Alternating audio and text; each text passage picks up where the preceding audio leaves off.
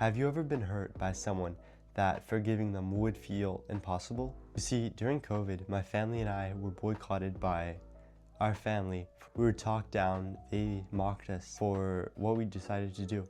At the time, it made life harder than it needed to be. But here's what I learned from my parents' action, and here's how you can benefit from this and implement these tactics into your own life and use it to excel. What does forgiveness really mean? You see, forgiveness isn't about excusing someone for what they did. It's about freeing yourself from resentment. Holding on to anger keeps you trapped in the past, while forgiving lets you move forward and look into new opportunities. Why is it so hard to forgive? Well, you see, in my personal experience, when you forgive someone, it means that they messed up. They owe you in some way, shape, or form, right? So maybe they owe you emotionally. They just say sorry, they need to apologize. But you see, when you forgive, you forgive it, right? You let go of the past and you let go of your power at the same time, and you let go of what they owed you.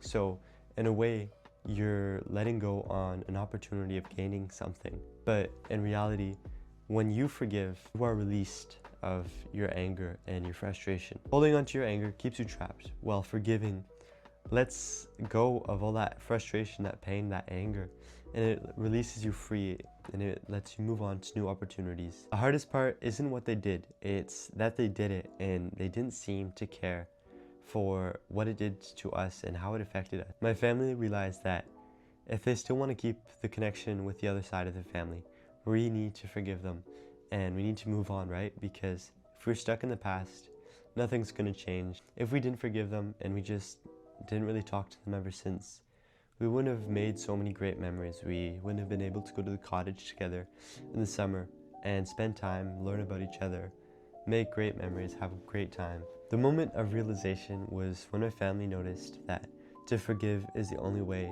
to move on, and to forgive is to forget. Talking about stuff like this isn't something I usually like to talk about because it brings back the past, and it's not forgetting about the past, which is what we need to do.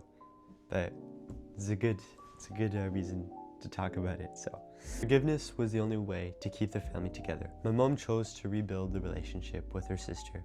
Even though it wasn't easy, she knew she had to do it for the sake of the family. Forgiveness didn't mean we had to pretend it never happened.